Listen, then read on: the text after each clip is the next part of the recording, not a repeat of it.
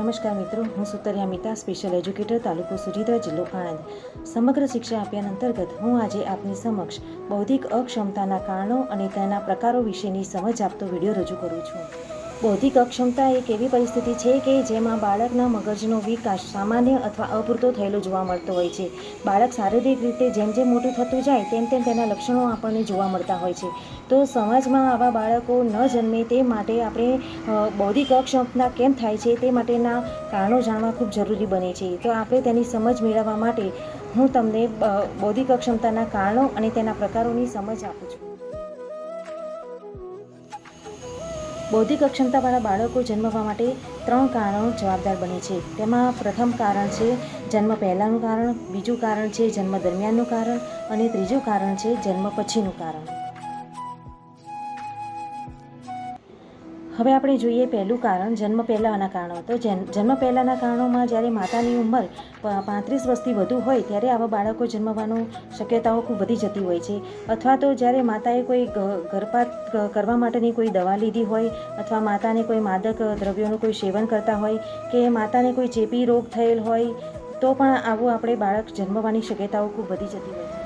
માતાને નાની ઉંમરમાં વ્યવસ્થિત પોષક તત્વો મળે તેવો ખોરાક ના મળ્યો હોય, અથવા જ્યારે ગર્ભધારણ થાય ત્યારે માતાએ 9 મહિના સુધી પોષક તત્વોવાળા ખોરાક ન લીધેલા હોય ત્યારે પણ આવી શક્યતાઓ ખૂબ વધી જતી જોવા મળતી હોય છે.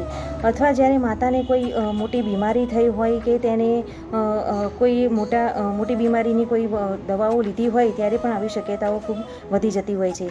જ્યારે માતા ગર્ભધારણ કરેલો હોય ત્યારે તેને પડી જાય અથવા કોઈ જાતની ઈજા થાય અને તેના આંતરિક અવયવોને ઈજા થાય ત્યારે પણ આવું બૌદ્ધિક અક્ષમતાવાળું બાળક જન્મવાની શક્યતાઓ ખૂબ વધી જતી હોય. માતાને જ્યારે ગર્ભાવસ્થા દરમિયાન રૂબેલા જેવો રોગ થયેલો હોય ત્યારે પણ આપણે આવું બાળક જન્મવાની શક્યતાઓ વધી જતી હોય. હવે પછીનું કારણ છે જન્મ દરમિયાનનું કારણ. તો જન્મ દરમિયાનના કારણમાં બાળકનો જન્મ જ્યારે કોઈ અનુભવી ડૉક્ટર દ્વારા ન થયેલ હોય ત્યારે પણ આવું બાળક જન્મવાની શક્યતાઓ વધી જતી હોય છે. કે માતાની ડિલિવરી ઘરે થઈ હોય અને કોઈ સારી હોસ્પિટલમાં ન લઈ ગયા હોય ત્યારે પણ આવી પરિસ્થિતિ સંભવવાની શક્યતાઓ રહેલી હોય છે. પછી જ્યારે બાળકનો જન્મ થાય તે સમયે બાળકના મગજ ઉપર કોઈ ઓજાર વાગી ગયું હોય ત્યારે પણ આવી પરિસ્થિતિ બની શકે છે. જ્યારે બાળકનો જન્મ થાય ત્યારે બાળકનું માથું દબાઈ ગયું હોય ત્યારે પણ બાળક મંદબુદ્ધિનું જન્મવાની શક્યતાઓ વધી જતી હોય છે. જન્મ સમયે જ્યારે બાળકને ઓક્સિજન અપૂરતો મળેલ હોય ત્યારે પણ આવું બાળક જન્મવાની શક્યતા વધી જતી હોય છે. હવે પછીનું ત્રીજું કારણ છે જન્મ પછીનું કારણ.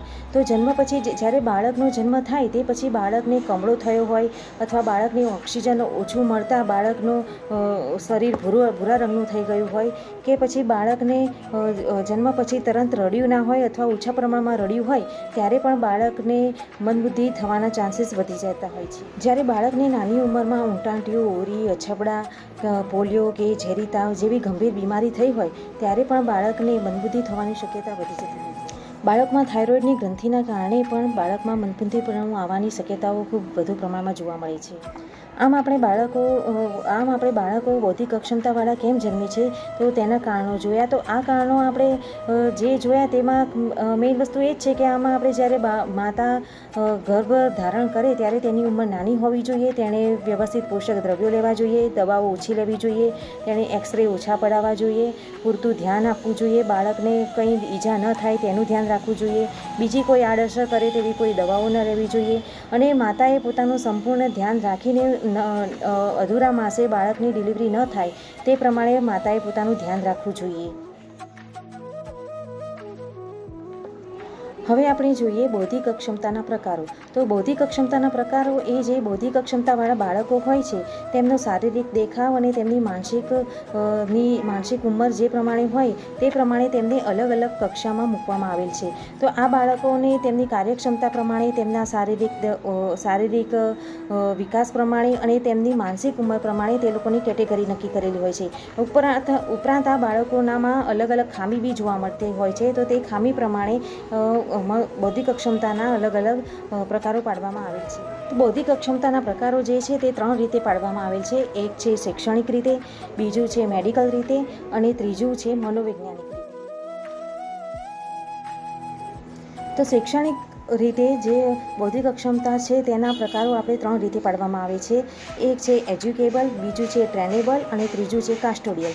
તો જે એજ્યુકેબલ બાળકો હોય છે તેમની ઉંમર 7 થી 11 વર્ષના બાળકોની સમકક્ષ હોય છે. તેઓ પ્રાથમિક ધોરણ સુધીનું શિક્ષણ લઈ શકતા હોય છે અને આ બાળકોને વ્યાવસાયિક રીતે જો એ લોકોને તાલીમ આપવામાં આવે તો આ બાળકો પોતાની રીતે એમનું જીવનનું ગુજરાન બી ચલાવી શકતા હોય છે. અને આવા બાળકોમાં સાયકલ ચલાવવી જેવા કામ પણ તેઓ પોતાની જાતે કરી શકે છે. પોતાની દેખરેખ પણ પોતાની જાતે રાખી શકતા હોય છે. હવે બીજો પ્રકાર છે ટ્રેનેબલ. તો ટ્રેનેબલ બાળકોને આપણે તાલીમ આપીને તેમનામાં ઘણો સુધારો લાવી શકતા હોઈએ છીએ. તો ટ્રેનેબલ બાળકોમાં તેઓ પોતાનું કામ જાતે કરી તો શકે છે, પરંતુ તેમને આપણે સૂચનાઓની, સલાહોની ઘણી જરૂર પડતી હોય છે. આવા બાળકોનામાં ગ્રહણ શક્તિની ખામી ખૂબ જ ધીમી જોવા મળતી હોય છે, તેથી તેમનો વિકાસ પણ ખૂબ જ ધીમો હોય છે. આવા બાળકોની સમજશક્તિ 7 વર્ષના બાળકોની આસપાસની હોય છે. એટલે તેઓ આવા બાળકો પ્રાથમિક શિક્ષણ છે તે મોટે ભાગે લઈ શકતા હોતા નથી. તેમની સમજશક્તિમાં હવે પછીનો પ્રકાર છે કાસ્ટોડિયલ. તો કાસ્ટોડિયલ એને આપણે સંપૂર્ણ પરાવલંબી બાળકો પણ કહેવામાં આવે છે. આવા બાળકોનો બુદ્ધિઆંક ખૂબ જ નીચો હોય છે. તેઓનો બુદ્ધિઆંક 25થી નીચે જ હોય છે. એટલે આવા બાળકોને પોતાની દેખરેખનું જરાય ભાન હોતું નથી. તેઓ પોતે જાતે કશું કરી શકતા નથી હોતા. તેમને કુદરતી હાજતે જવાનો બી ખ્યાલ નથી રહેતો હોતો અને તેઓને કોણ પોતાનું દેખરેખ રાખી રહ્યું છે તે વસ્તુની પણ તેમની સમજ નથી હોતી. તો આવા બાળકોનું આયુષ્ય પણ ખૂબ જ ઓછું જોવા મળતું હોય છે આપણને.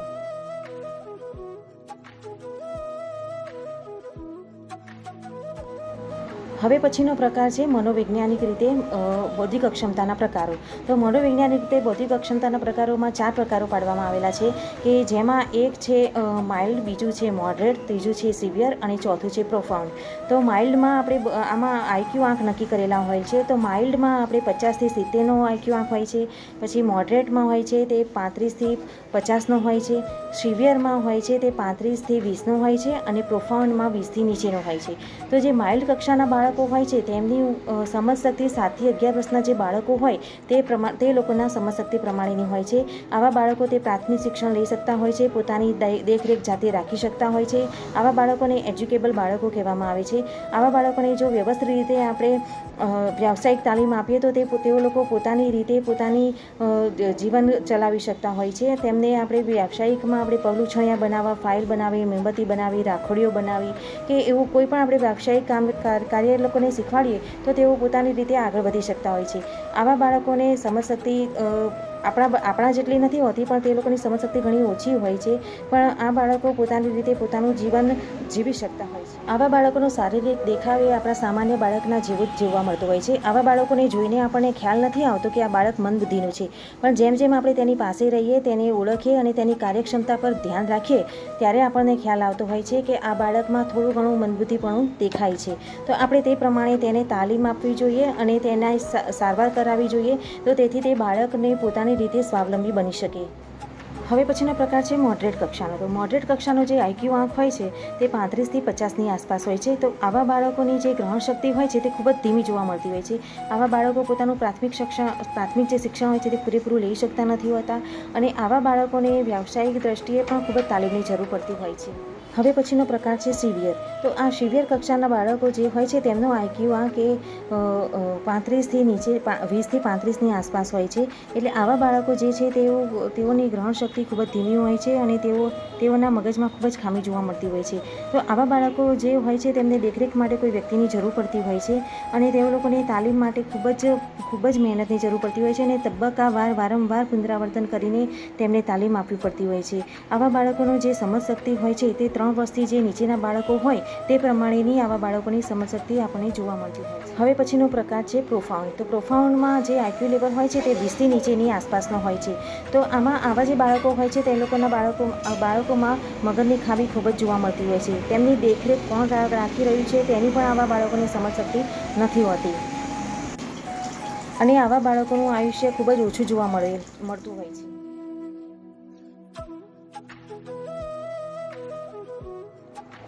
હવે જોઈએ આપણે મેડિકલ રીતે બૌદ્ધિક અક્ષમતાના પ્રકારો. તો મેડિકલ રીતે બૌદ્ધિક અક્ષમતાના પ્રકારોમાં પહેલું છે માઇક્રોસેફાલી, બીજું છે હાઇડ્રોસેફાલી, ત્રીજું છે ડાઉન સિન્ડ્રોમ, ચોથું છે ક્રેટિનિઝમ, પાંચમું છે ઓટિસ્ટિક અને છઠ્ઠું છે ઓક્સીસેફાલી. તો આ રીતે આપણે મેડિકલ રીતેના 6 પ્રકારો પાડવામાં આવ્યા છે. તેના 6 પ્રકારો પાડવામાં આવ્યા છે, જેમાં આપણે પહેલો પ્રકાર જોઈએ તો પહેલો પ્રકાર છે માઇક્રોસેફાલી. તો માઇક્રોસેફાલીમાં આપણે આમ સામાન્ય રીતે જોવા જઈએ તો આપણો જે માથાનો પરિઘ હોય છે તે 22 ઇંચની આસપાસનો હોય છે, જ્યારે માઇક્રોસેફાલીમાં જે બાળકનો માથાનો જે પરિઘ હોય છે તે 17 ઇંચથી નીચો હોય છે. આવા બાળકોની ખોપરીનો આકાર એ ત્રિશંકુ આકારનો હોય છે. તેમના વાળ બરછટ અને ભૂરા રંગના હોય છે અને તેમનું કપાળ અંદર બેસેલું હોય છે. હડપચી નાની ને ટૂંકી હોય છે. તો આવા બાળકો જે હોય છે તેમનું આયુષ્ય ખૂબ જ ટૂંકું જોવા મળતું હોય છે અને આવા બાળકોનામાં જરા પણ બુદ્ધિ નથી હોતી. તે લોકોની જરા પણ સમજશક્તિ નહીં હોતી. તે લોકો સિવિયર કક્ષાની આસપાસની તેમની સમજશક્તિ હોય છે. હવે જોઈએ બીજો પ્રકાર હાઇડ્રોસેફાલી. તો હાઇડ્રોસેફાલીવાળા જે બાળકો હોય છે તેમનો માથાનો વિકાસ ખૂબ જ થયેલો હોય છે. તેમનો જે ખોપરીનો ભાગ હોય છે, કરોડરજ્જુનો ભાગ હોય છે, તેની અંદર પ્રવાહી ખૂબ જ વધારે પ્રમાણમાં ભરાઈ જતું હોય છે. તેના કારણે તેમનો માથાનો જે પરિઘ હોય છે તે 25થી 35ની આસપાસનો થઈ જતો હોય છે. તો આવા બાળકોમાં આપણે માથાનો જે ભાગ હોય છે, માથું ખૂબ મોટું વિકાસ થયેલું જોવા મળતું હોય છે અને તેના પ્રમાણમાં તેના શરીરના અવયવો એ ખૂબ જ ઓછા પ્રમાણમાં વિકાસ થયેલા જોવા મળતા હોય છે. આવા બાળકોમાં શારીરિક ખામી, અંધાપો, બહેરાશ જેવી બીજી અન્ય ખામીઓ પણ જોવા મળતી હોય છે અને આવા બાળકો દેખાવમાં ઘણા વિકૃત જોવા મળતા હોય છે, કારણ કે તેમનું માથું ખૂબ જ વિકસિત થયેલું હોય છે અને તેમના શરીરના અન્ય અંગોનો વિકાસ થયેલો હોતો નથી. આવા બાળકોનું આયુષ્ય પણ ઘણી અંશે થોડું ઓછું જ જોવા મળતું હોય છે.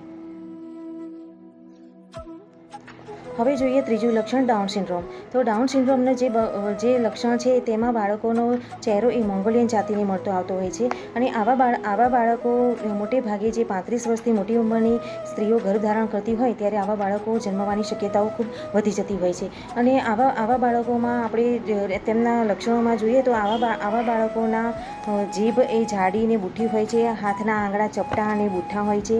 પછી આવા બાળકોનો વિકાસ વ્યવસ્થિત રીતે થયેલો નથી હોતો, તેમનામાં સમજશક્તિ નથી હોતી અને આવા બાળકો જન્મવાનું મુખ્ય કારણ એ રંગસૂત્રોની વધઘટના કારણે આવા બાળકો જન્મતા હોય છે. અને બીજું કારણ જે ગર્ભધારણ સમયે માતાની ઉંમર ખૂબ મોટી હોય ત્યારે પણ આવું બાળક જન્મવાની શક્યતાઓ ખૂબ વધી જતી હોય છે. તેમના વાળ સીધા, નરમ અને પાતળા હોય છે. તેમના દાંત અસ્તવ્યસ્ત હોય છે. પછી તેમની જે બોલવાની જે સ્પીચ હોય છે તે પણ સમજ ન પડે તે પ્રમાણેની હોય છે. તેમની આંખો બદામ આકારની અને લાંબી હોય છે. એટલે આવા બધા લક્ષણો આપણે ડાઉન સિન્ડ્રોમવાળા બાળકોમાં જોવા મળતા હોય છે. હવે જોઈએ ક્રેટિનિઝમ. તો ક્રેટિનિઝમ એ આપણા કંઠમાંથી નીકળતા જે સ્રાવો હોય છે તેના કારણે ઉદ્ભવતું એક આ બીમારી છે. આમાં આપણે થાઇરોક્સિન તત્વ વધારે જોવા મળતું હોય છે અને આમાં આયોડિનનું તત્વ પણ વધારે પ્રમાણમાં જોવા મળતું હોય છે. કંઠગ્રંથિના સ્રાવોની અનિયમિતતાના કારણે આવા બાળકોને 3 ફૂટથી વધારે તેમની હાઇટ પણ હોતી નથી હોતી અને આવા બાળકોને જે આયોડિનનું તત્વ ખૂબ ઓછું પ્રમાણમાં જોવા મળતું હોય છે, તેથી તેમનામાં શારીરિક તકલીફો પણ ઘણી વધારે પ્રમાણમાં જોવા મળતી હોય છે. તેમનો આઈક્યુ આંક 20થી 50નો જોવા મળતો હોય છે અને આવા બાળકોમાં પેટ મોટું, જીભ મોટી, જાડી, વાળ પાતળા, નરમ, ભૂરા રંગના તેવા પ્રમાણે જોવા મળતા હોય છે અને આવા બાળકોની હાઇટ ખૂબ ઓછી જોવા મળતી હોય છે, તેથી આ લોકો દેખાવમાં થોડા ઘણા વિકૃત રૂપે બી જેવા લાગતા પણ હોય છે. હવે જોઈએ આપણે મસ્તિષ્કીય જલવૃદ્ધિ, તેને ઓક્સીસેફાલી પણ કહેવામાં આવે છે. તો આ જે ખામી છે તેની અંદર જે બાળકનો માથાનો પરિઘ હોય છે તે 27થી 35ની આસપાસનો થઈ જતો હોય છે અને જે બાળકની માથાની જે ખોપરી હોય છે તેની અંદર પાણીનો ભરાવો થઈ જતો હોય છે અને આવો પાણીનો ભરાવો થવાના કારણે બાળકની મગજના જે જ્ઞાનતંતુઓ હોય છે તેનો વિકાસ થતો નથી હોતો, તેથી આવા બાળકો શારીરિક અને માનસિક ખામીનો ભોગ બનતા હોય છે. આવા બાળકોનું માથું ખૂબ મોટું હોય છે અને તેમના શરીરના અવયવો નાના જોવા મળતા હોય છે અને આવા બાળકોનો જે આઈક્યુ આંક હોય છે એ 25થી નીચેની આસપાસનો જોવા મળતો હોય છે અને આવા બાળકોની સમજશક્તિ પણ ખૂબ ઓછી જોવા મળતી હોય છે. હવે જોઈએ ઓટિસ્ટિક બાળકો. તો ઓટિસ્ટિક બાળકોનું જે પ્રમાણ હોય છે તે છોકરાઓ કરતાં છોકરીઓમાં વધુ પ્રમાણમાં જોવા મળતું હોય છે. આવા બાળકો ખૂબ જ ચંચળ મગજના હોય છે અને તેઓ સ્થિર રીતે કોઈ પણ કાર્ય કરી શકતા નથી હોતા, તેમનામાં એકાગ્રતા નથી હોતી. આ પ્રકારની ખામી થવાનું મુખ્ય કારણ રંગસૂત્ર હોય છે, જે તેમને માતા પિતાના તરફથી વારસાગત જ મળેલું હોય છે. આવા બાળકો મોટેભાગે પોતાની મસ્તીમાં જ રહેતા હોય છે અને આજુબાજુમાં શું થઈ રહેલું હોય છે તેનું તેમને કંઈ ભાન રહેતું હોતું નથી. આ રીતે આપણે બૌદ્ધિક અક્ષમતાના કારણો અને તેના પ્રકારોની સમજ મેળવી. તો બૌદ્ધિક અક્ષમતાના કારણો અને પ્રકારોની જે રીતે સમજ મેળવી અને જે મેં તમને માહિતી આપી, તો આશા રાખું કે તમને મેં જે માર્ગદર્શન અને માહિતી આપી તે તમને યોગ્ય લાગી હશે. તો